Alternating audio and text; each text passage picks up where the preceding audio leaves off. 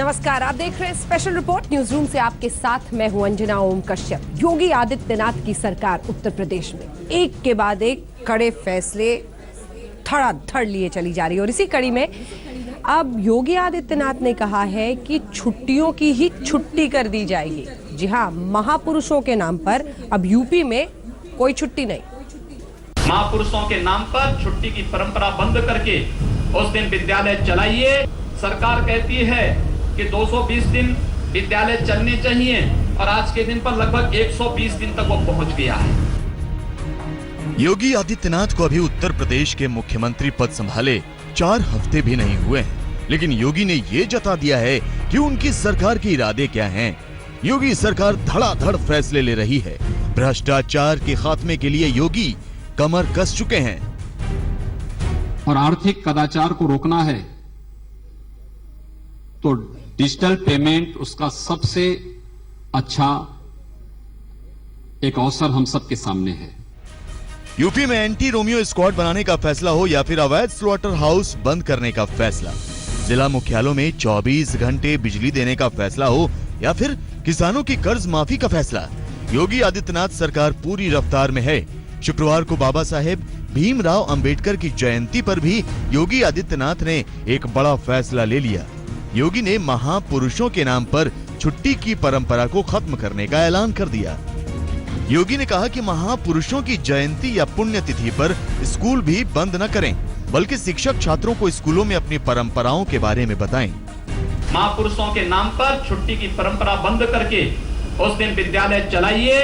1 घंटे 2 घंटे का विशेष कार्यक्रम उस महापुरुष के नाम पर करिए, जिससे लोग इस बात से प्रेरित हो सकें, जान सकें हमारी परंपरा क्या थी, कौन थे डॉक्टर बाबा साहब भीमराव अंबेडकर, किन परिस्थितियों में निकले थे, कैसे उन्होंने इतनी उच्च शिक्षा प्राप्त कर ली। योगी आदित्यनाथ ने यूं ही महापुरुषों के नाम पर छुट्टियों के खात्मे का ऐलान नहीं किया है। उत्तर प्रदेश में तो छुट्टियों के नाम पर गजब के हालात हैं। छुट्टियों के मामले में यूपी देश में पहले नंबर पर है। यूपी में सियासी वजहों से अब तक 42 छुट्टियों का ऐलान हो चुका है। इसमें 17 छुट्टियां ऐसी हैं जो सीधे तौर पर जातीय गणित को साधने के लिए की गई हैं। यहाँ उत्तर प्रदेश में बिहार के पूर्व मुख्यमंत्री कर्पूरी ठाकुर जयंती, चंद्रशेखर आजाद जयंती, चरण सिंह जयंती, हजरत अली और ख्वाजा मोइनुद्दीन चिश्ती की जयंती, राणा प्रताप जयंती, परशुराम जयंती पर छुट्टी दी जाती है। उत्तर प्रदेश में स्कूलों में 220 दिनों का शैक्षणिक सत्र होता है, लेकिन छुट्टियों के चलते यह सत्र 120 दिन तक पहुंच गया है।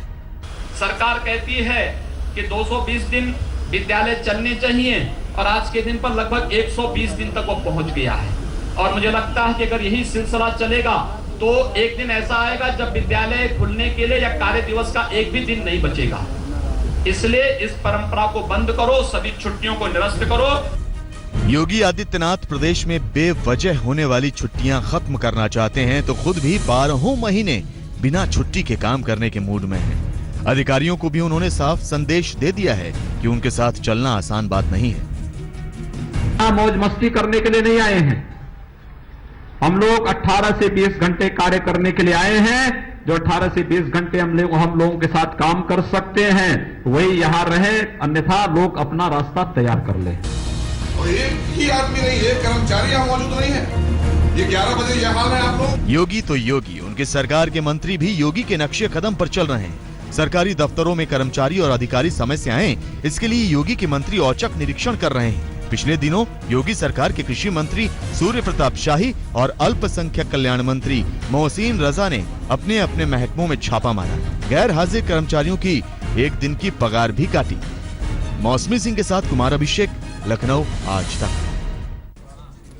योगी आदित्यनाथ की सरकार उजाले का संदेश यूपी के लिए लेकर आई है और वो ऐसे कि केंद्र सरकार के साथ एक पावर फॉर ऑल करार, और इस करार के जरिए अब जो मुख्यालय है, धार्मिक नगरी है, 24 घंटे बिजली मिलेगी, तहसील है 20 घंटे और गांवों में 18 घंटे बिजली मिलेगी। हम उत्तर प्रदेश की जनता को भी 24 घंटे बिजली मिल सके और इसलिए हम लोगों का मानना है कि लोकतंत्र में अगर कोई विशिष्ट है, अति विशिष्ट है, तो देश की जनता जनार्दन है। उत्तर प्रदेश में बिजली लोगों की जरूरत है तो सियासत के लिए मुद्दा भी है। चुनाव प्रचार के दौरान भी बिजली का मुद्दा खूब उछला। अब योगी आदित्यनाथ की अगुवाई में सरकार बनी है तो उनकी प्राथमिकता पर बिजली ही है। योगी आदित्यनाथ ने प्रदेश के जिला मुख्यालयों और धार्मिक स्थानों पर आज से 24 घंटे बिजली देने का ऐलान किया है। लोग कहते थे पता नहीं कहां से पैसा आएगा, हमने कहा चोरी रोक दोगे तो सारा पैसा आ जाएगा, और हम लोगों ने घोषणा कर दी आज के बाद से उत्तर प्रदेश के सभी 75 जिला मुख्यालयों पर हम 24 घंटे बिजली देने जा रहे हैं। 11 अप्रैल को योगी सरकार ने कैबिनेट की बैठक में बिजली को लेकर कई अहम फैसले किए थे, जिसके मुताबिक जिला मुख्यालयों को 24 घंटे बिजली दी जाएगी। ग्रामीण इलाकों में बिजली की आपूर्ति 18 घंटे रहेगी। बुंदेलखंड में रोजाना 20 घंटे बिजली मिलेगी। सभी धार्मिक नगरों में 24 घंटे बिजली की सप्लाई की जाएगी। यही नहीं, सभी शक्ति पीठों में भी 24 घंटे बिजली सप्लाई की जाएगी। योगी सरकार ने प्रदेश में 4 शहरों को वीआईपी का स्टेटस दिया है। ये शहर हैं गोरखपुर, अयोध्या, वाराणसी और मथुरा। यहाँ 24 घंटे बिजली दी जाएगी। योगी सरकार ने ऊर्जा सेक्टर में आमूल-चूल बदलाव के लिए कमर कस ली है। सरकार बिजली का इंतजाम करेगी, लेकिन बिजली पहुंचाने की जवाबदेही विभाग के अफसरों की होगी। योगी सरकार ने बिजली विभाग के अधिकारियों और कर्मचारियों की चूड़ी टाइट कर दी है। कैबिनेट में प्रस्ताव पास हुआ कि हर क्षेत्र में टाइम टेबल के हिसाब से होगी बिजली सप्लाई। रोस्टर का पालन नहीं हुआ तो अधिकारियों पर होगा एक्शन।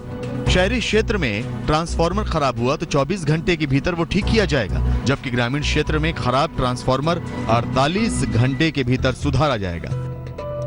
योगी सरकार ने बिजली को लेकर आज ही केंद्र सरकार के साथ पावर ऑफ ऑल करार किया है। केंद्र सरकार के 24/7 पावर फॉर ऑल योजना के साथ जुड़ चुके थे। इस 24/7 power for all Uttar Pradesh को भी उस योजना के साथ जोड़ के मैं समझता हूं एक बहुत बड़ा मैसेज पूरे उत्तर प्रदेश में जा रहा है। इस करार के लिए 2019 तक यूपी के हर गांव में बिजली पहुंचेगी। कुमार अभिषेक, लखनऊ, आज तक। तीसरे नंबर पर फैसला योगी आदित्यनाथ का किसानों के लिए। पहले तो कर्ज माफी की, 1 लाख तक के कर्ज को माफ कर दिया। अब बिचौलियों से इन किसानों को छुटकारा दिलाने की ठानी है योगी ने।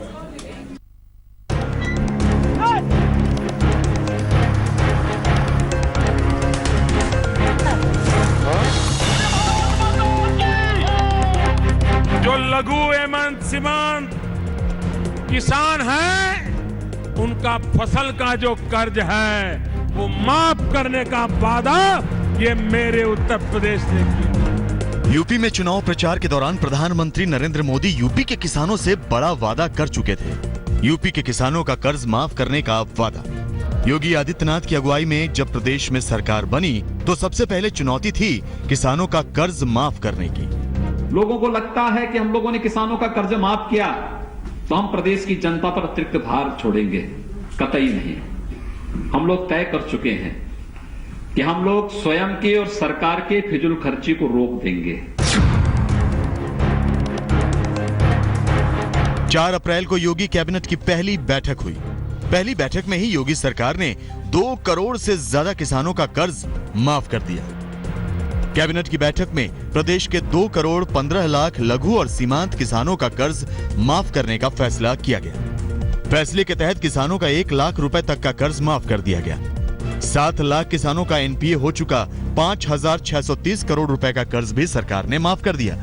योगी सरकार के इस फैसले से प्रदेश के खजाने पर 36,359 करोड़ रुपए का बोझ पड़ेगा। ये विषय जो कि ऋण माफी का है किसानों की, वो आज लेकर आए और उसको हम लोग ने पारित किया है। ये जो निर्णय किया गया है ये लघु और सीमांत किसानों के विषय में है। योगी सरकार के कर्ज माफी के फैसले से यूपी के किसानों के मुरझाए चेहरे खिल गए। यूपी में पिछले साल कहीं बाढ़, कहीं सूखे तो कहीं ओला पड़ने से फसलें बर्बाद हो गई थी। बैंक का कर्ज चढ़ रहा था। ऐसे में योगी सरकार उनके जख्मों पर कर्ज माफी का मरहम लेकर आई। सरकार को बहुत बहुत धन्यवाद है।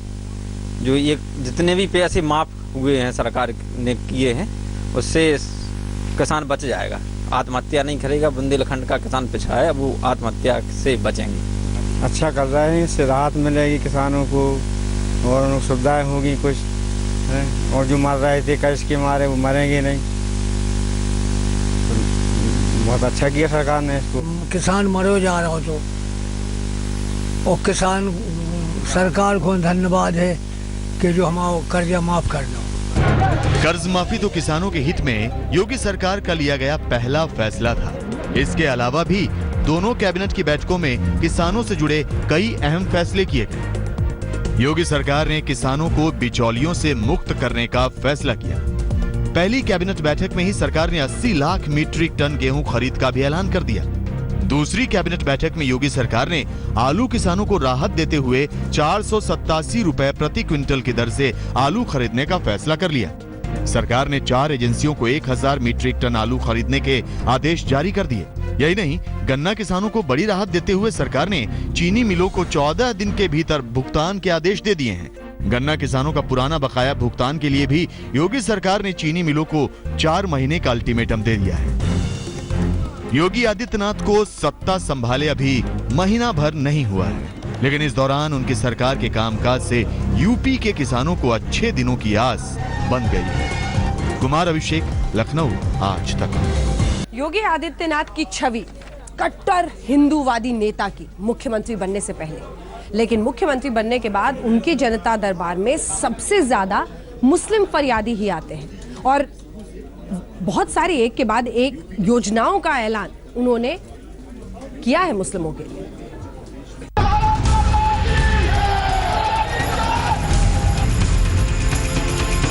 विकास सबका होगा, लेकिन तुष्टीकरण किसी का नहीं होगा।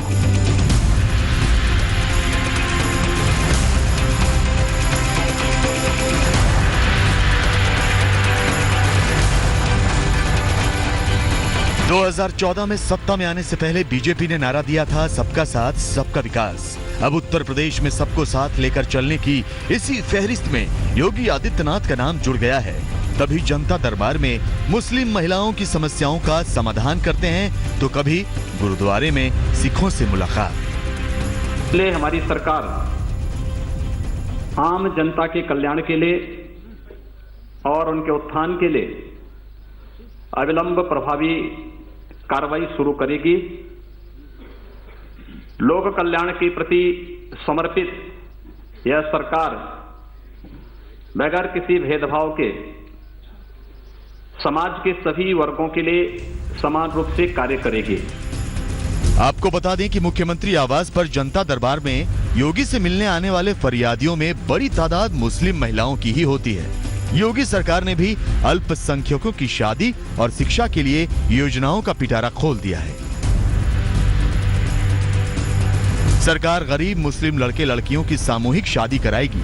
राज्य सरकार ने हर साल ऐसी 100 शादियों का लक्ष्य तय किया है। शादी में लड़के की तरफ से सरकार लड़की के परिवार को मेहर की रकम चुकाएगी। मेहर की रकम के अलावा दूल्हा दुल्हन के लिए दूसरे जरूरी सामान भी सरकार देगी। इन सामूहिक वैवाहिक कार्यक्रमों के लिए सद्भावना मंडप तैयार होगा।